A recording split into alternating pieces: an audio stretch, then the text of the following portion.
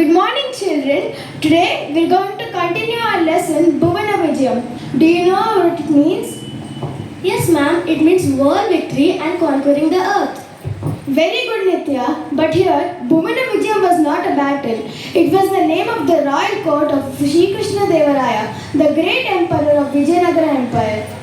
Ma'am, what was so special about that court? That court was filled with wisdom, poetry, and creativity. It was a center for academic and literary discussions where great poets gathered to share their works. Oh, is that where the Ashtadiggajs lived? Exactly, Ayush. The Ashtadiggajs were the great 8 Telugu poets like Alasani Peddanna, Nandi Timmanna, Madayagari Mannanna, Durjati, Ayalaraju Ramabhadrudu, Pingali Suranna, Ramaraja Bhushanudu, and Tenali Ramakrishna.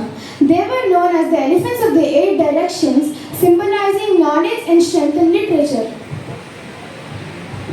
Ma'am, so it must be a grand time for Telugu literature. Exactly, dear. That period is known as the golden age of Telugu literature. Sri Krishna Devaraya himself was a poet. He wrote Amukta Manyada in Telugu. Wow, so the emperor and the poets together made Telugu shine all over the world? Exactly, dear. It is a reminder for us to love and respect our mother tongue. So Bhuvana Vijayam wasn't just a court, it was the heart of Telugu culture. It taught the world that knowledge and art were also victories. Beautifully said, children. Now, let's watch a scene of the Bhuvana Vijaya Sabha. Rajadi Raja, Raja Martanda, Sahati Samarangana, Sarvabhauma, Muru Rayana Ganda, Vijayanagara, Samrajadineta, Shri Shri Shri Shri Krishnadevaraya వారు వించేస్తున్నారు. నమస్కారం. ఆశీర్వదించండి. మీ అందరి సహాయ సహకారాలతో మన విజయనగర సామ్రాజ్యం దినదిన ప్రవర్తమానంగా వెలుగొందుతోంది. అందుకు మీ అందరికీ మనస్ఫూర్తిగా అభినందనలు తెలుపుతున్నాను.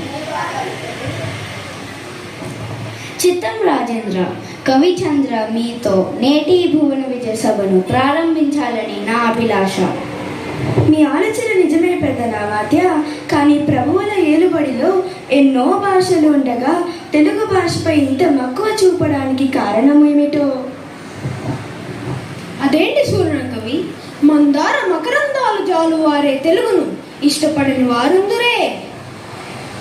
తెలుగదేలయన్న తెలుగదేలయన్న దేశంబు తెలుగేను, తెలుగు వల్లబుండ తెలుగు కండ ఎల్లను పులుగొలవ ఎరుగవే బాసాడి, దేశ భాషలందు తెలుగు లెస్స.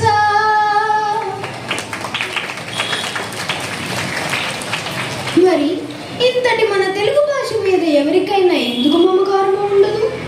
కవులారా, మేము తరువాత పద్యమును పూరిస్తాం. మీరు పద్య పూరణకు పూనుకోండి. చిత్తం ప్రభు, మీ అభిప్రాయమే శిరోధార్యము. దూర్జటి కవీంద్ర, ఇప్పుడు పద్య పూరణ గావించండి. అనే సమస్యను మీరు పూరించండి. ప్రభు, అక్షరహాస్యం తప్ప అర్థం లేని సమస్యను ఇచ్చారు. అయినా చక్కని పూరణ కావిస్తాను.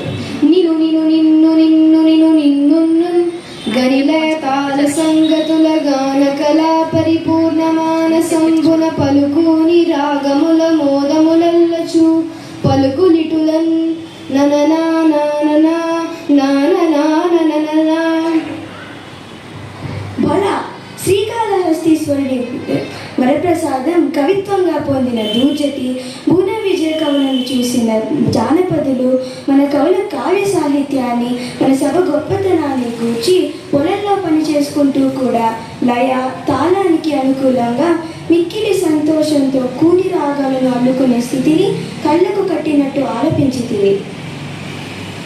బల దూర్జటి పలుకులకేల కలిగిన యాతులిత మాధురి మహిమ.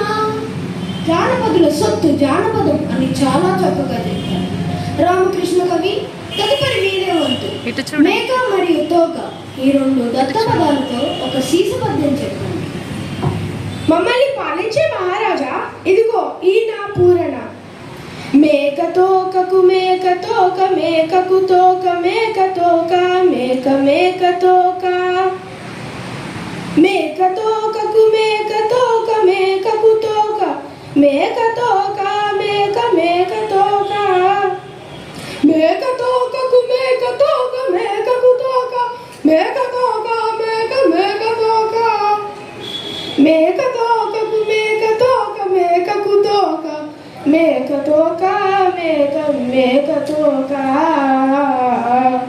మేక తోక తోక మేక మేక తోక మేక, మేక తోక తోక మేక మేక తోక మేక, మేక తోక తోక మేక మేక తోక మేక, మేక తోక తోక మేక మేక తోక మేక.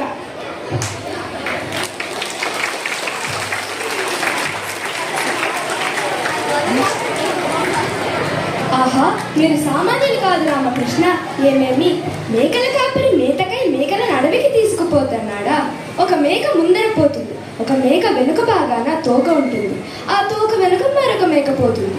ఇలా మేకల మంద పోయే తీరును మేకా తోక అనే 2 దత్తపదులతో చాలా చక్కగా చెప్పారు. సభాష్ రామకృష్ణ కవి, మీ కత్తికి 2 వైపులా పదునే.